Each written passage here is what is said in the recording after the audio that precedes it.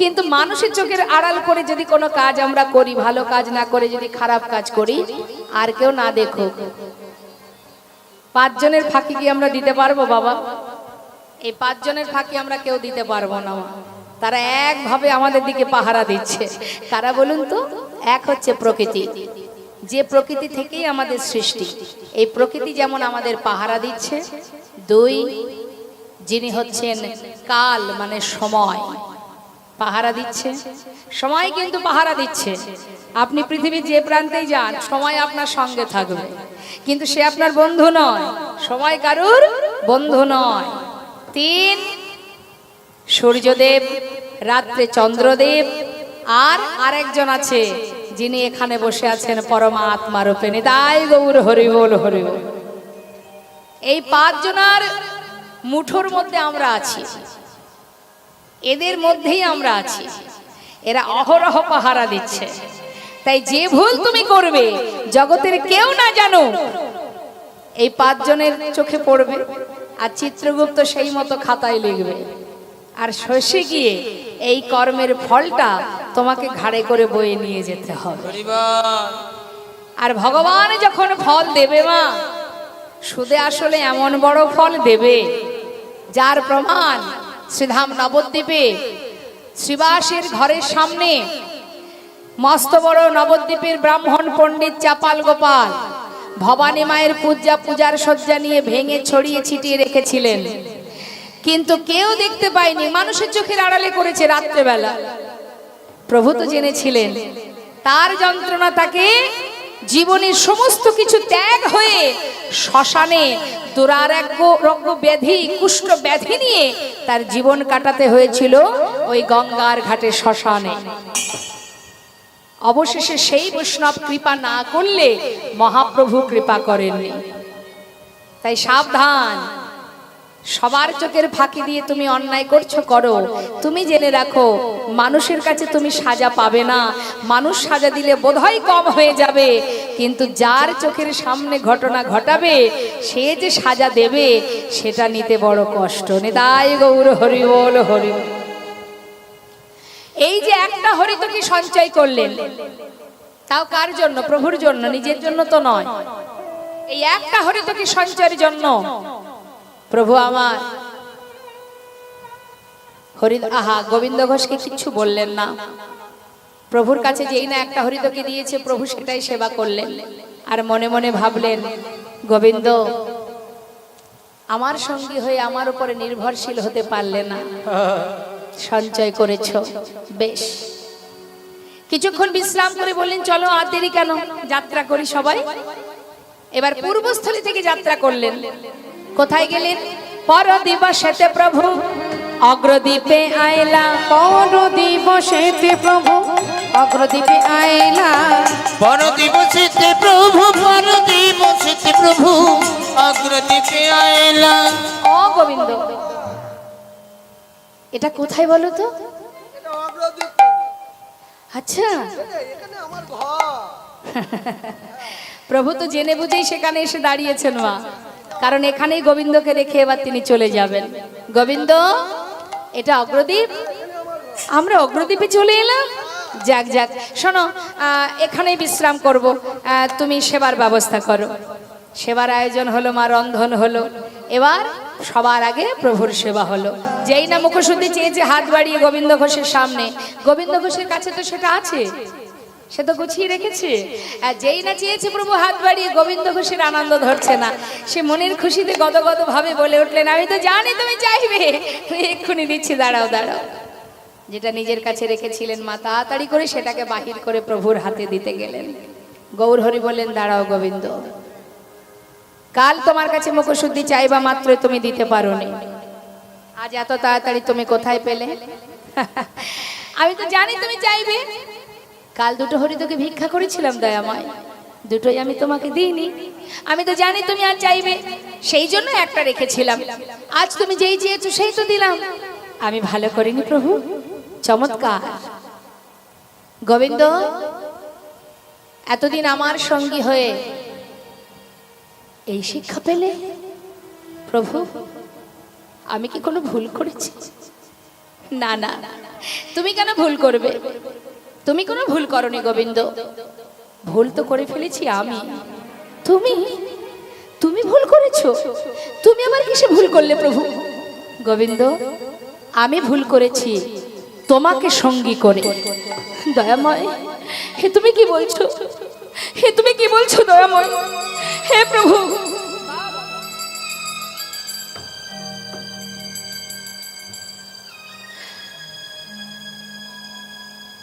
আমি আমি সঞ্চয় করেছি, আমি সঞ্চয় করেছি বলে তুমি এমন কথা বললে। হরি বল, হরি বল। গোবিন্দ, সন্ন্যাসীর নহে কমু সঞ্চয় বাসনা। এতদিন আমার সঙ্গী হয়ে আমার উপরে নির্ভরশীল হতে পারোনি, তাই তুমি সঞ্চয় করেছো। কিন্তু গোবিন্দ, আমি কোনো সঞ্চয়বৃত্তি মানুষের সঙ্গ করি না, তাই আজ থেকে আমি তোমায় ত্যাগ করলাম। না,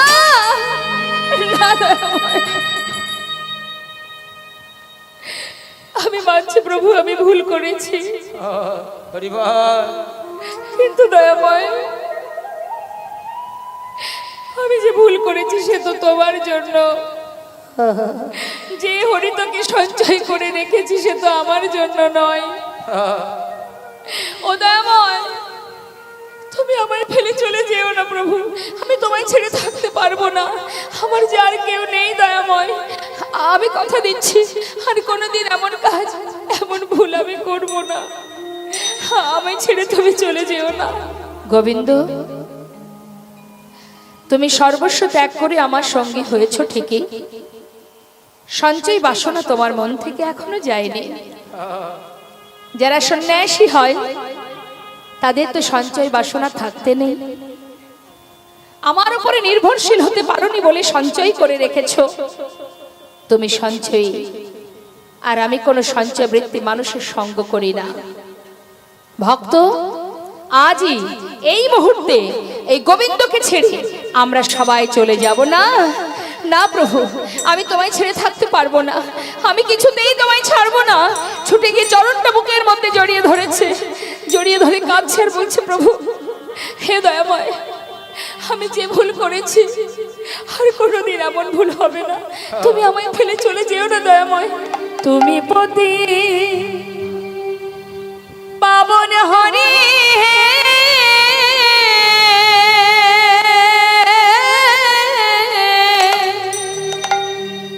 তুমি যেও না চলে, কৃপা করে দয়াল হরি আমায় রাখো চরণে।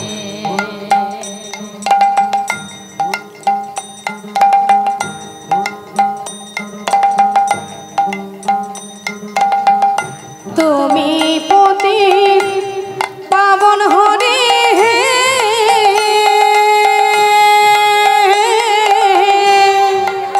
তুমি যেও না চলে, কৃপা করে দয়াল হরি রাখো চরণে। শুনেছি তুমি নাকি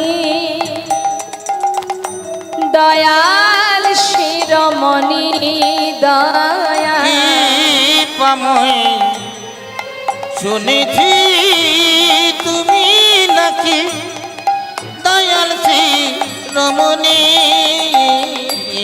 নাম প্রচারিতে এলে তুমি প্রেমের খনি। ঠাকুর তুমি প্রেমের খনি, ঠাকুর তুমি প্রেমের খনি, দিবানিশি রই আমি তোমার শরণে।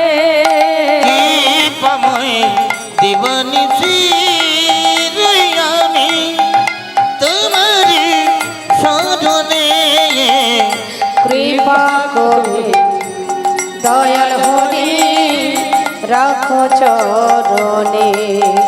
একবার গৌর হে কৃপা করে দান হরি নাথ চরণে গৌর হে গৌর হে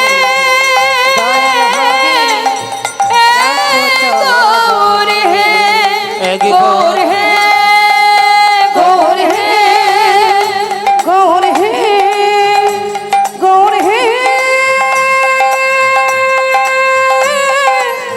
এ গৌর হে গৌর হরি গৌর হরি। আমার একটা কথা শোনো দয়াময়, আজকের মতো তুমি আমায় ক্ষমা করে দাও। আমি কোনোদিন আর কখনো সঞ্চয় করব না। হে দয়াময়, আমার জীবনের সর্বস্ব ছেড়ে তোমার সঙ্গী হয়েছি। তুমি যদি ত্যাগ করে দাও কোথায় যাব আমি? আমার যে আর কেউ নেই প্রভু। প্রভু তুমি একটিবার আমার কথা শোনো। কে কার কথা শোনে? প্রভু কোনো কথা শুনছে না, ভক্তকে ফেলে রেখে চলে যাচ্ছে। গৌরহরি,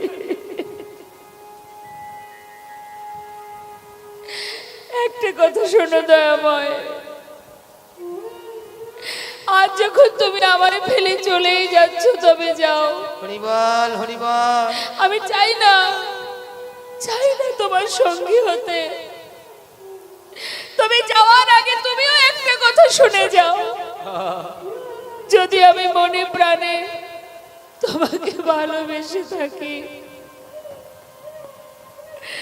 সদা সর্বদাই যদি তোমায় ডেকে থাকি, হরিবল আমার বলতে যা কিছু যদি তোমার চরণে সঁপে দিয়ে থাকি, আজ তুমি আমায় ফেলে চলে যাচ্ছ, তোমাকে ফিরে আসতে হবে প্রভু। আমার কাছে আবার ফিরে আসতে হবে। চলে যাও, আমি চাই না, আমি তোমার সঙ্গী হতে চাই না। যাও, তুমি যাও, চলে যাও। কোথায় যাবে চলে যাও, তবে তোমাকে আবার আসতে হবে আমার কাছে। এক পক্ষকালের মধ্যে আমার কাছে তোমায় আবার ফিরে আসতে হবে। চলে গেলেন প্রভু, ভক্তকে ত্যাগ করে চলে গেল। মাটিতে গড়াগড়ি দিয়ে কাঁদছে গোবিন্দ ঘোষ। দয়াময়, সত্যি তুমি চলে গেলে। তুমি শুধু আমার মুখের কথা শুনলে, অন্তরের ব্যথা একবারও বুঝতে কেন চাইলে না? হরিবল হরিবল। কি নিয়ে বাঁচবো আমি? ধুলাই গড়াগড়ি দিয়ে কাঁদছে মা। এখন অগ্রদ্বীপেই তো গোবিন্দ ঘোষের সেই বাসস্থান। পাড়াপড়শি দেখে বলছে, এ তো আমাদের পাড়ার ছেলে। পথের ধারে বসে বসে কাঁদছে। সবাই মিলে ওকে ধরে তার ঘরে পৌঁছে দিয়ে এসেছে। কিন্তু একবার ভাবুন, গভীরভাবে চিন্তা করুন, মনটাকে সেখানে নিয়ে যান। যদি কিনা এতদিন যার সঙ্গে থেকেছে, ঘুরেছে, ফিরেছে, চলেছে, খেয়েছে, এতগুলো বছর পর যখন প্রভু তাকে ত্যাগ করেছে, সে আর কি করে থাকবে ঘরে? 15 দিনে এক পক্ষ কালমা পারছে না গোবিন্দ ঘোষ, আর থাকতে পারছে না। এক একটা দিন যাচ্ছে তার জীবনে যেন মনে হয় এক এক জনম কেটে যায়। দেখতে দেখতে নয়ন দিয়ে রাস্তা পথের দিকে চেয়ে আছে, এই বোধহয় প্রভু এলো, এই বুঝি এলো, এই বুঝি আমার কাছে ফিরে এলো। কিন্তু এলো না। 13 দিন হলো প্রভু এলো না। প্রভু যদি আর আমাকে নিজের চরণে ঠাঁই নাই দেবে, কার জন্য বেঁচে থাকবো জগতে?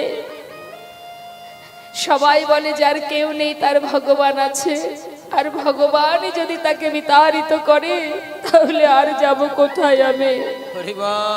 আমার আর বাঁচার ইচ্ছা নেই, আর আমি বাঁচতে চাই না। গঙ্গার জলে নিজেকে বিসর্জন করে দেব। গোবিন্দ ঘোষ স্থির করলেন প্রাণ বিসর্জন করবে। কেন?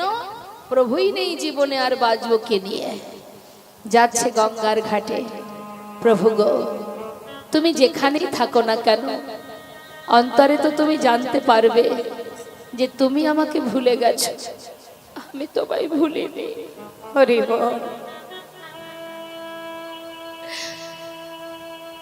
তোমারই নাম নিয়ে গঙ্গার জলে নিজেকে বিসর্জন করে দেব। আর আমি এ প্রাণ রাখতে চাই না দয়াময়। যাচ্ছে প্রভুর চরণ স্মরণ করতে করতে অন্তর্যামী কি জানতে পারছে না মা? সব জানতে পারছে, কিন্তু তিনি তখন ছিলেন মালদায়, রামকেলি বলে একটি জায়গা। সেখান থেকে গঙ্গার জলে একটা কোষ্ঠী পাথর ভাসিয়ে দিয়েছে। কেন? ভক্তকে রক্ষা করার জন্য। তিনি তো যুগে যুগেই এসেছেন ভক্তের জন্য, সাধুদের পরিত্রাণ করতে, ভক্তকে রক্ষা করতে, দুষ্টদের নাশ করতে, ধর্মকে রক্ষা করতে। তাই তো তার আশা যুগে যুগে। যেই পাথরটা ভাসিয়ে দিয়েছে, সেই পাথরটা ভাসতে ভাসতে অগ্রদ্বীপের ঘাটে। আর এদিকে গোবিন্দ ঘোষ এক পা দুপা করে জলে নামছে। হরি হে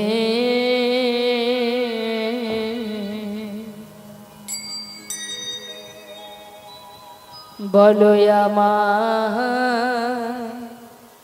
সেদিনে কবে হবে তোমার আশার আশে, ওগো দয়াল আছি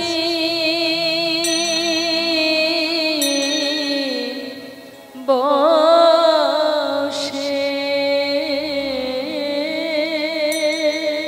তোমার আশার আশে দয়াল আছি বসে। বলো বলো কবে চরণ দেবে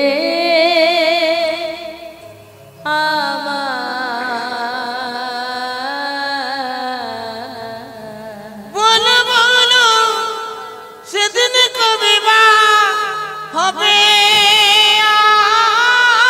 আমার, সেদিন কবে বা হবে।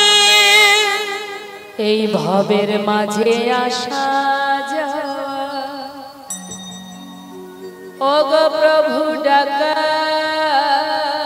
হলো না। যা বলবো বলে সবাই এসেছিলাম আমাদের, তা বলা হলো না। এই ভবের মাঝে আসা যাওয়া তোমায় ডাকা হলো না, আর যা বলবো বলে এসেছিলাম তা বলা হলো না। তুমি পারে করতে আমি শুনি তুমি পারে করতা আমি শুনি বার্তা।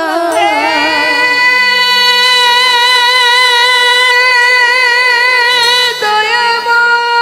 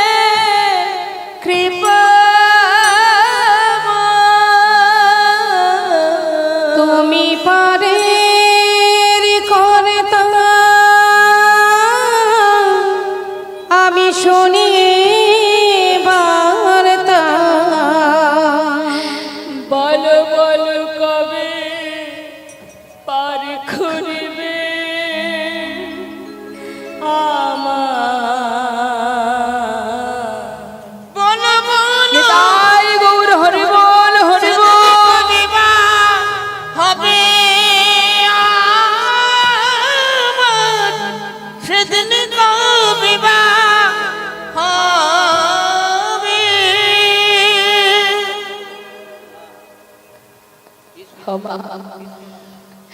এক পা দুপা করে জলে নামছে আর ডাকতে ডাকতে যাচ্ছে, প্রভুকে বলছে দয়াময় আমি কেমন করে ডাকিব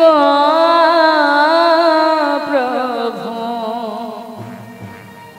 বলে দাও আমায়, তুমি বলে দাও আমায়।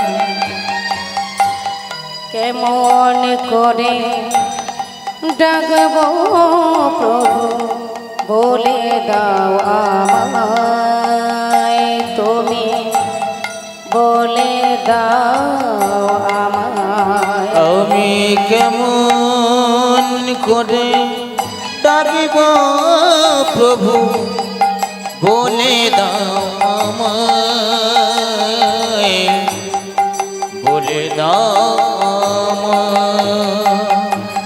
তুমি নাকি দয়াল হরি, তুমি সবার দয়া করো, আমি অধম রইলাম পড়ে, তোমার বিচার কেমন তর। তুমি নাকি দয়াল হরি, তুমি সবার দয়া করো, আমি অধম রইলাম পড়ে, তোমার বিচার কেমন তর। তুমি নাকি দয়াল হরি, তুমি সবার দয়া করো, আমি অধম রইলাম পড়ে, বলো বিচার কেমন করো। তুমি নাকি দয়াল হরি, তুমি সবার দয়া করো, আমি অধম রইলাম পড়ে, তোমার বিচার কেমন করো। আমি কেমন করে ডাকব গৌর হরিবল, গৌর হরিবল। আমায়, তুমি বলে দাও আমায়। আমি কেমন করে ডাকিব প্রভু, বলে দাও আমায়, বলে দাও আমায়। আমি কেমন করে ডাকিব প্রভু, বলে দাও আমায়, বলো তো আহা, ভক্তের কি মৃত্যু হয় মা? এক পা দু পা করে যত জলের ভিতরে নামছে প্রভুর নাম গাইতে গাইতে, আর ওই যে পাথরটা প্রভু ভাসিয়ে দিয়েছে সেটা এসে বারবার গায়ে লাগছে, আবার ঠেলে ফেলিয়ে দিচ্ছে। কেন সরিয়ে দিচ্ছে? কারণ কালো কোষ্ঠী পাথর তো বাবা, ভেবেছে কোনো মরা পোড়ানো কাঠ, হয়তো কাঠ ভেসে এসেছে, বারবার সামনে ঠেলে দিচ্ছে, আর যত এগিয়ে যাচ্ছে তত এসে গায়ে লাগছে, বারবার অঙ্গে এসে লাগছে বলে সেটাকে তুলে নিয়ে তীরে উঠে আবর্জনার মধ্যে ছুঁড়ে ফেলে দিয়েছে। হঠাৎ দৈববাণী, গোবিন্দ কে? তুমি ঘরে ফিরে যাও। কে তুমি? আমার সামনে এসো, ফিরে যাও গোবিন্দ, নিজেকে বিসর্জন করো না, তুমি ঘরে ফিরে যাও। হলো না, দৈববাণী শুনে ঘরে চলে গেল। 13 দিন, আজ এলো 14 দিন। 14 দিন যখন হলো মা, 15 দিনে এক পক্ষ কাল। ভক্ত যদি কঠিন হয়, ভগবানের সাধ্য নেই তাকে দর্শন না দিয়ে দূরে থাকার। ভগবান করুণাময় গৌর সুন্দর রামকেলি থেকে পার্শ্বদকে নিয়ে, ভক্তগণকে নিয়ে আবার ফিরে এলো অগ্রদ্বীপে গোবিন্দ ঘোষের ঘরের সামনে। গোবিন্দ কে? দরজা খোলো। যেই বলেছে দরজা খোলো, গোবিন্দ ঘোষ দরজা খোলা মাত্রই বাইরে গৌরহরিকে দেখতে পেয়ে ছুটে গিয়ে চরণটা জড়িয়ে আছাড় খেয়ে পড়লেন চরণ তলে। দয়াময়, এসেছো তুমি প্রভু, এসেছো। আমি আর পারছি না প্রভু, আমি তোমায় ছেড়ে থাকতে পারছি না। বলো প্রভু, তুমি আমায় ছেড়ে কোথাও যাবে না, আমি আর থাকতে পারবো না তোমায় ছেড়ে। শান্ত হও। এসেছি যখন, তোমাকে আমার কাছ থেকে আর দূরে সরাবো না।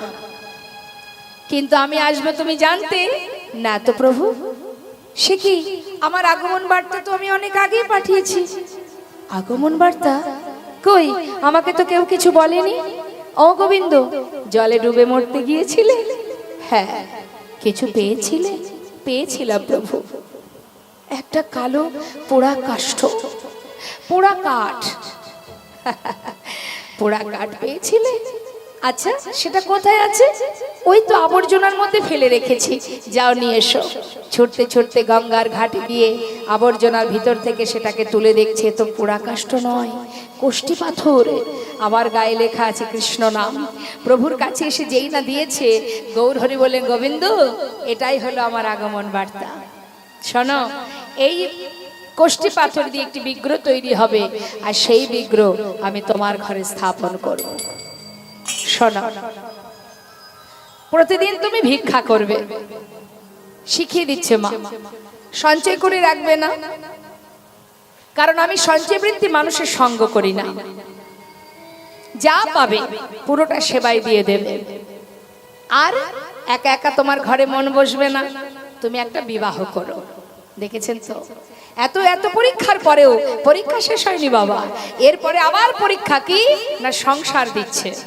দেখি ভক্ত সংসার দিলে আমায় ভুলে যায় কিনা। কি করলেন? বললেন, বিবাহ করে দুইজনে গোপীনাথের সেবা দেবে। তোমাদের হাত সেবা দেখে এই অগ্রদ্বীপবাসী সেবা শিখবে। এই কথা বলে এবার প্রভু বললেন, গোবিন্দ, এই যে বিগ্রহ আমি স্থাপন করলাম, এই বিগ্রহের নাম গোপীনাথ। আজ থেকে তুমি তার সেবা করো। আর শোনো, এই যে গোপীনাথ বিগ্রহ আর আমি, আমাদের দুটো দেহ কিন্তু একই দেহ। তাই শাস্ত্রে বললেন, আমাদের আর গোপীনাথে একই অঙ্গ হয়, গোপীনাথের সেবা দিলে আমি পাইব নিশ্চয়। গোপীনাথের সেবা দিলে আমি পাইব নিশ্চয়। শোনো গোবিন্দ, আমাতে আর গোপীনাথে অভেদ জানিও। অভেদ মানে ভেদ নয়, অভেদ। শুদ্ধ ভক্তিতে গোপীনাথে সেবা যে করিও। শুদ্ধ ভক্তিতে গৌর হরি বল, হরি বল। গোপীনাথের সেবা যে করিও। তাহলে এবার আমি যাই। যেই বলেছে যাই, গোবিন্দ ঘোষ হাতটা চেপে ধরেছে। কোথায় যাবে তুমি?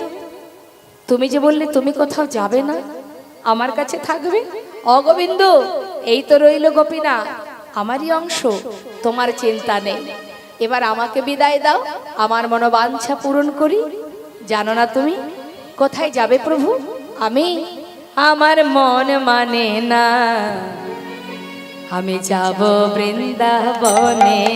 ও গো আমার মন মানে না, যাব বৃন্দাবনে।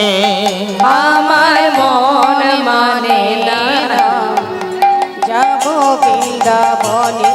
ও গো আমার মন মানে না, যাব বৃন্দাবনে।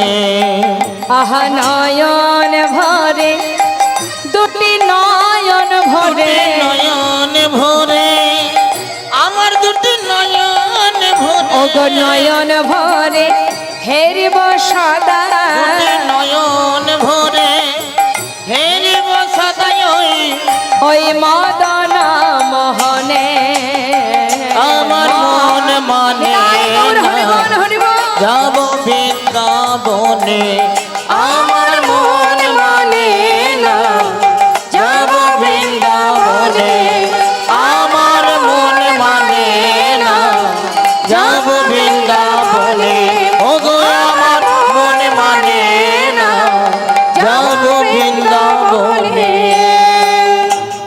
গেল গোবিন্দ আহা গৌরহরি বৃন্দাবনের পথে। আর গোবিন্দ ঘোষ প্রতিদিন ভিক্ষা করে দিনে 4 বার প্রভুকে সেবা দেন। দেখতে দেখতে 1 বছর চলে গেল। প্রভু আমার গোবিন্দ ঘোষের ওই যে আদেশ দিয়ে গিয়েছিলেন বিবাহ করার কথা, সেই কথা মনে করে সুকন্যার সন্ধান পেয়ে গোবিন্দ ঘোষ বিবাহ করলেন। হরিবল হরিবল। বিবাহের পর মা স্ত্রীকে নিয়ে ঘরে এলেন। সেদিন থেকে ভগবানের সেবা একবার কমে গেল। ছিল 4 বার, হলো হ্যাঁ 3 বার। 1 বছর যেতে যেতেই একটি পুত্র হলো। ছেলের নাম রাখলেন ভগবানের নামে, ঘরে যে বিগ্রহ আছে তার নামে। তার নাম কি? গোপীনাথ। আবার ছেলের নামও রেখেছে গোপীনাথ।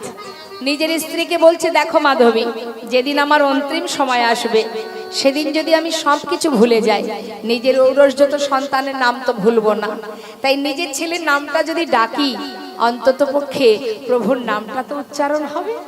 সেই জন্য ছেলের নাম বুদ্ধি করে ভগবানের নামে রেখেছে। এখন আর রাখে? এখন আর ভগবানের নামে নাম রাখে? এখন দেব না বাবা, না না জিত জিত বলে সব চলবে না, ভগবানের নাম এখন আর চলে না, তাই না? এখন সব ওয়েস্টার্ন নাম হয়েছে, রনি, বনি, জনি, লালটু, সব বিদেশি নাম, দেশি নয়, সব বিদেশি, তাই না? কত ভালো ভালো নাম, রকি, বাপরে বাপ, সর্বনাশ। যেমন নাম হবে তেমনই তো তার স্বভাব হবে। এখন ছেলের নাম ভগবানের নামে রাখলে কি হয়? আপনারও মঙ্গল, আপনার সন্তানেরও মঙ্গল। দিনান্তে 1 বার হলেও 5 বার হলেও ছেলের নামটা তো ডাকবেন, ডাকতে তো হবে, আর ডাকা মাত্রই তো তার নামটা উচ্চারণ হবে, এটাতেও উপকার। ভগবানের নাম তুমি যেভাবেই মুখে উচ্চারণ করো না কেন তাতেই তোমার কল্যাণ, তোমার মঙ্গল। হ্যাঁ, তার প্রমাণ হচ্ছে অজামিল। অজামিলের ছোট ছেলের নাম ছিল নারায়ণ। অন্তিম সময়ে অজামিল যখন শেষ মুহূর্ত, সেই মুহূর্তে যমদূতকে দেখে চিৎকার করে নিজের ছেলেকে ডেকেছিল, আর তার ডাকে ওই সন্তানকে ডেকেছে, নাম ছিল নারায়ণ। ওই নাম উচ্চারণ করেছে যেই, বৈকুণ্ঠের নারায়ণের সিংহাসন টলে গেছে। তিনি একেবারে দূত পাঠিয়ে দিয়েছে অজামিলকে নিয়ে যাওয়ার জন্য, কিন্তু এই অজামিল জীবনে ভগবানকে ভালোবাসেনি। এখন যমদূত এসেছে, আর এদিকে বিষ্ণুদূত। বিষ্ণুদূত বলছে, তোমরা কেন এসেছো? ওকে নিয়ে যাব বলে। বলে, ও তো যেতে পারবে না, ওর যাওয়া হবে না। কেন? দেখছো না কার নাম করছে? বলে, ও তো নিজের ছেলেকে ডাকছো, ছেলের নাম নারায়ণ, তাই ডাকছে। বলে, যাকেই উদ্দেশ্য করে ডাকুক না কেন, নামটা তো সেই নারায়ণ। নেতাই গৌর হরিবল হরিবল। যার কারণে অজামিলের শেষে অন্তিম সময়ে বিষ্ণু লোকে পৌঁছেছিলেন, গোবিন্দ চরণ পেয়েছিলেন মা। ওই অজামিল সারা জীবন অপরাধ করে। আমরা অনেক সময় দেখবেন পাড়াপড়শিকে বলি, সারা জীবন যা অন্যায় করেছে, শেষ জীবনে এসে ভগবানকে ডাকলে কি আর ক্ষমা হবে? বলেন অনেকে। এটা ভুল কথা। যেদিন যে মুহূর্ত থেকে আপনি প্রভুকে স্মরণ করবেন, তার আগ পর্যন্ত জীবনে যত অপরাধে আপনি করেন না কেন, নিমেষেই সব ধুয়ে মুছে পরিষ্কার হয়ে যায়। প্রভু বলেন এটাই, তুমি যত অপরাধী করো না কেন, জীবনে কোনো সময় একবার কৃষ্ণ নামে যত পাপ হরে, জীবের সাধ্য নেই জীব তত পাপ করে। তাহলে ভয় কিসের? লোকের কথায় কিবা আসে যায়, মিছে দাগা তুমি পেও না। আজ ওই যে গোবিন্দ ঘোষের সন্তান হলো, সেদিন থেকে ভগবানের সেবা আরো একবার কমে গেল, হয়ে গেল 2 বার। প্রভু দেখছেন ভক্ত তো মায়ার বাঁধনে আবদ্ধ হচ্ছে, মায়া তো তাকে বাঁধা যাবে না, এই মায়া যেমন দিয়েছি মায়া তেমন কাটিয়ে নেব। জয় রাধে। একটার পর একটা মায়া ভগবান আবার পরিষ্কার করে দিচ্ছেন। কিভাবে? ভিক্ষা করে সে নিজের স্ত্রীকে ডেকে বলছে, শোনো মাধবী, যা ভিক্ষা করেছি 2 ভাগ করো, 1 ভাগ রেখে দাও, 1 ভাগ রন্ধন করো। চললাম গঙ্গায় স্নান করতে, ফিরে এসে গোপীনাথের সেবা দেব। ফিরে এসে দেখছে রান্না হয়নি, ঝোলাটা পড়ে আছে সেইখানে। কি হলো, মাধবী গেল কোথায়? ডাকতে ডাকতে ঘরের ভিতরে প্রবেশ করেছে। প্রবেশ করে দেখছে বিগ্রহ গোপীনাথের চরণে তার স্ত্রী মাধবী পড়ে আছে। মাধবীর অসার দেহ দেখে ছুটে গিয়ে সেই মাধবীর অঙ্গখানি যেই না স্পর্শ করেছে, দেখছে অসার দেহ। মাধবীকে কোলের মধ্যে জড়িয়ে ধরে চিৎকার করে ডাকছে, গোপীনাথ! হে তুমি কি করলে গোপীনাথ? আমার মাধবীকে তুমি কেন কেড়ে নিলে? হরি বল, হরি বলো বল। গোপীনাথ, কেন কেড়ে নিলে তুমি? কি অপরাধ করেছিল আমার মাধবী? আমার মাধবীকে কেন কেড়ে নিলে তুমি? পাড়াপড়শি চিৎকার শুনে ছুটে এলো বাবা। এসে দেখছে মাধবীর অসার দেহ, গোবিন্দ ঘোষের কোলে তার স্ত্রী মাধবী। অসার দেহ দেখে গোবিন্দ ঘোষকে সান্ত্বনা দিয়ে বলেন, শান্ত হও, দেখো তোমার যদি হতো তোমায় ছেড়ে যেত না। আমরা বলি না আমার, না কিছুই আমার নয়। যেই না বলেছে পাড়াপড়শির যেটা ধর্ম, সান্ত্বনা দেওয়া। দেখো তোমার হলে সে তোমায় ছেড়ে যেত না, তোমার নয়। যে দিয়েছে সেই তো নিয়েছে। তোমার সংসারে সন্তান আছে, তার প্রতি তোমার দায়িত্ব আছে, তুমি তাকে নিয়ে সুখে থেকো। সান্ত্বনা পেয়ে নিজে হাতে তার স্ত্রী শেষকৃত্য করলেন, আর কিছু বললেন না মা। ঠিক তার কিছুদিনের মধ্যেই ছেলের বয়স হয়ে গেল 5 বছর। 5 বছরের শিশু মা বাবাকে চিনতে শেখে। যেই না বাবা সন্ধ্যাবেলা ভিক্ষা করে ঘরে ফিরেছে, বাবার কোলে বসে জিজ্ঞাসা করছে, বাবা বাবা, সবার তো মা আছে, আমার মা কোথায়? হরি বল। কি উত্তর দেবে বাবা? বলবেটা কিসে? 5 বছরের শিশু কিবা বোঝে, সে কি সান্ত্বনা দেবে? কোলের মধ্যে চেপে ধরে জড়িয়ে ধরে সারা গায়ে হাত বুলিয়ে বলে, দুঃখ করিস না, আমি তো আছি, আমি তোর কোনো কষ্ট রাখবো না। কিন্তু এটা তো প্রশ্নের উত্তর নয় বাবা। প্রতিদিন ছেলের একই প্রশ্ন, বাবা তুমি তো আমার বাবা, আমার মা কোথায়? আমার বন্ধুদের যেমন মা আছে, আমার মা কোথায়? সহ্য করতে না পেরে গোবিন্দ ঘোষ বললেন, তুই মায়ের কথা জানতে চাস? তবে ওই মন্দিরে যে দাঁড়িয়ে আছে ওর কাছে কি জিজ্ঞাসা কর, তোর মা কোথায়? ছোট্ট 5 বছরের ছেলে বাবার কথা বিশ্বাস করে যেই না বাবা বাড়ি থেকে বেরিয়ে গেছে, সেই সুযোগে মন্দিরে ঢুকে বিগ্রহ গোপীনাথের সামনে পুত্র গোপীনাথ করজোড়ে জিজ্ঞাসা করছে, গোপীনাথ, আমার বাবা বলল তুমি নাকি জানো আমার মা কোথায়? বলো না গোপীনাথ, আমার মা কোথায়? বলে দা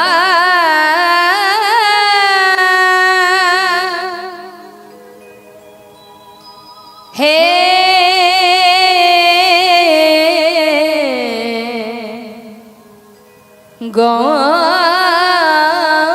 গোপীনাথ, বলো কোথায় আমার মা? বলো কোথায় আমার মা? হারিয়ে গেছে মা যে আমার, আমি খুঁজে পেলাম না, না না। বলো বলো কোথায় আমার মা? বলে দাও হে গোপীনাথ, বলো কোথায় আমার মা? ডাকি আমি মা মা বলে, মা যে আমায় নেয় না কোলে। গোপীনাথ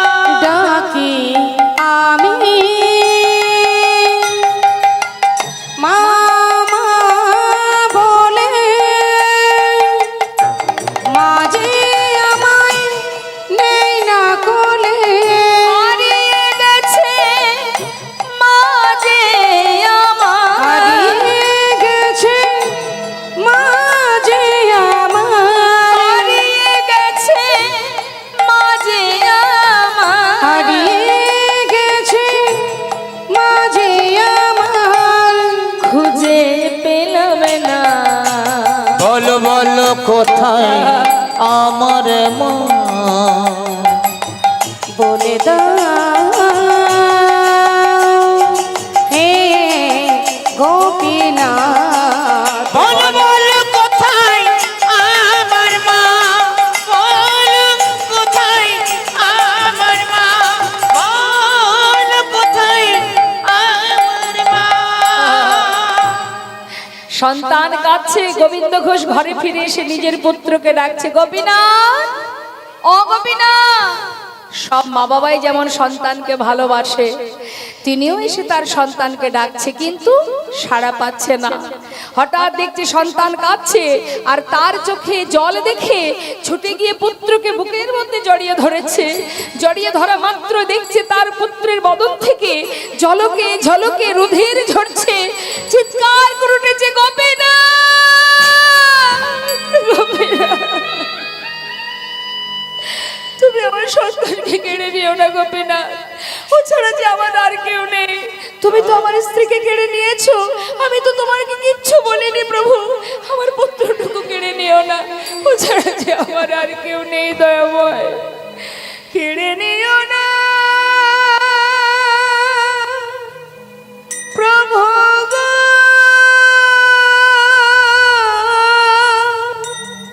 তুমি কেড়ে নিও না।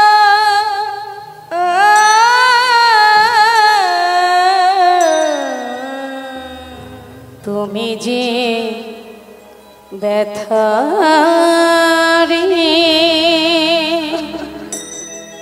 আমায় ব্যথা দিও না। আমি তো তোমায় বলিনি আমার সংসার দাও, সন্তান দাও, পুত্র দাও, তুমি তো দিয়েছো আমায়, তবে দিয়ে কেন কেড়ে নিতে চাইছো? হরিবল হরিবল হে করুণাময় দয়াল, একবার ফিরিয়ে দাও। দেখতে দেখতে সন্তান প্রাণ হারালো, পিতার কোলেই পুত্র প্রাণ হারালো।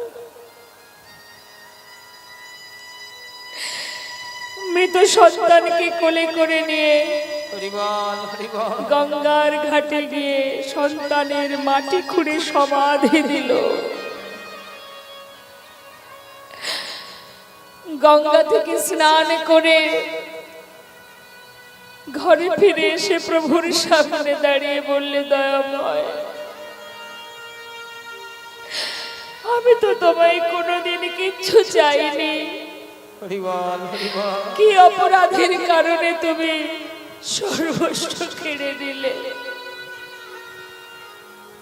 বলে দাও। ভগবান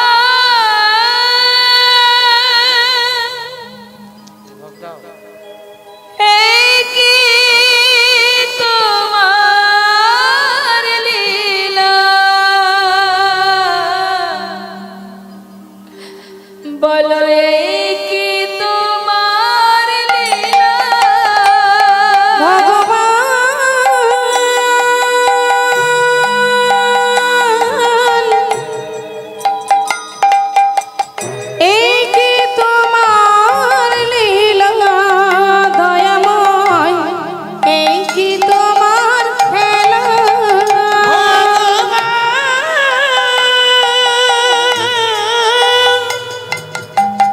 এই কি তোমার লীলা প্রভু এই কি তোমার লীলা তুমি কারে হাসা আবার কারে কাঁদে হাসো আবার কাঁদে কাঁদো। তুমি কারে হাসা আবার কারে তুমি কানে হাসাও করে কাঁদাও বুঝি না তোমার খেলা। ভগবান তাই গৌর হরি বল, হরি বল। এই কি তোমার লীলা প্রভু গো, এই কি তোমার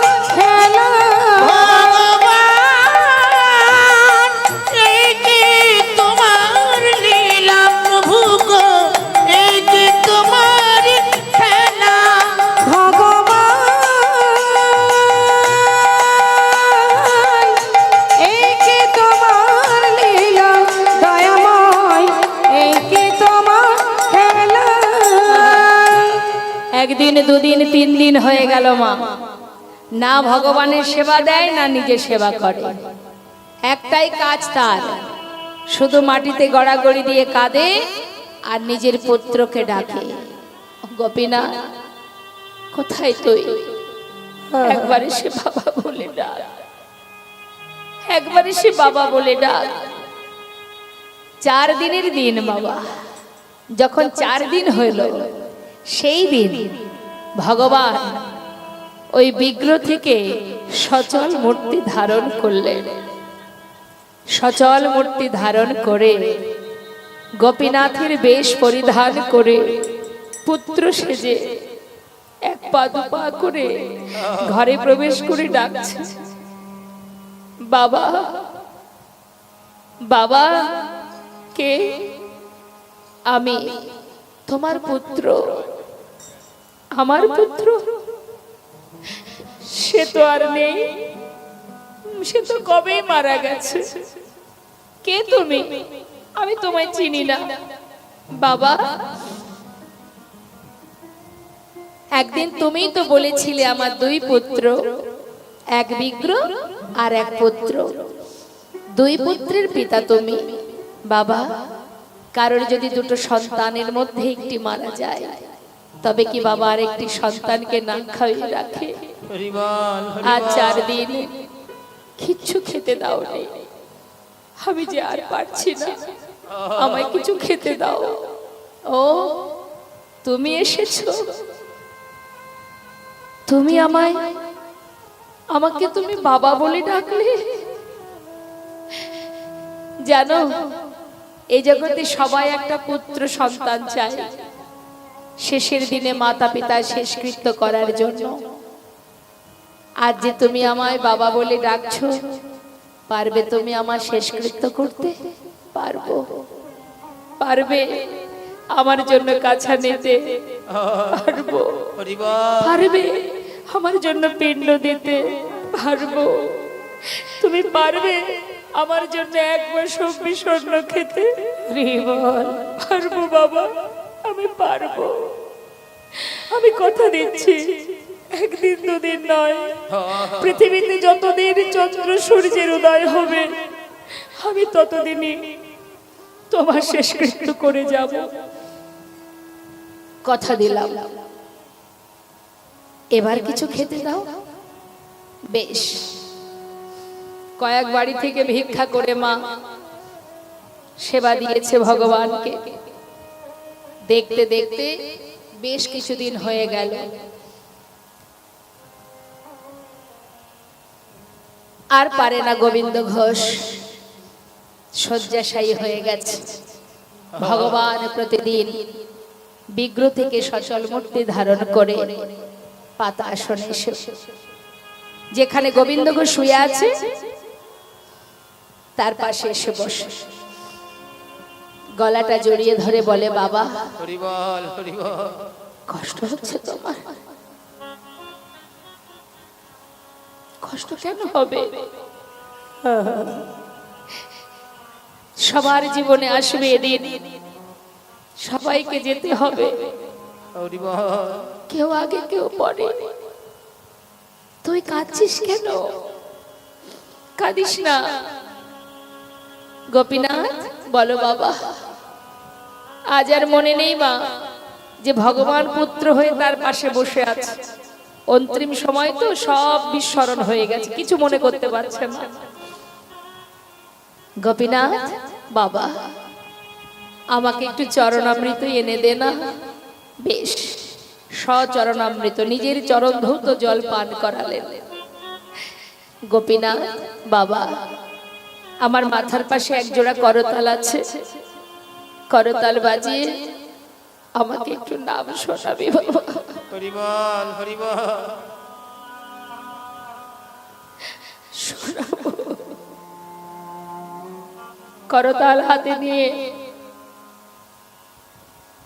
চোখের জলে মুখ ভাসিয়ে কাঁদছে প্রভু। ভক্তের চারিপাশে ঘুরে ঘুরে নিজে হরিনাম গাইছে আর ভক্তকে শ্রবণ করাচ্ছে। হরে কৃষ্ণ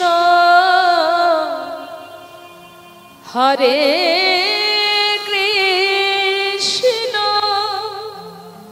কৃষ্ণ কৃষ্ণ হরে হরে হরে রাম হরে রাম রাম রাম হরে হরে হরে কৃষ্ণ হরে কৃষ্ণ কৃষ্ণ কৃষ্ণ হরে হরে হরে রাম হরে রাম রাম রাম হরে হরে হরে কৃষ্ণ কৃষ্ণ কৃষ্ণ হরে হরে হরে রাম রাম রাম হরে হরে হরে কৃষ্ণ হরে কৃষ্ণ কৃষ্ণ কৃষ্ণ হরে হরে হরে রাম রাম রাম হরে হরে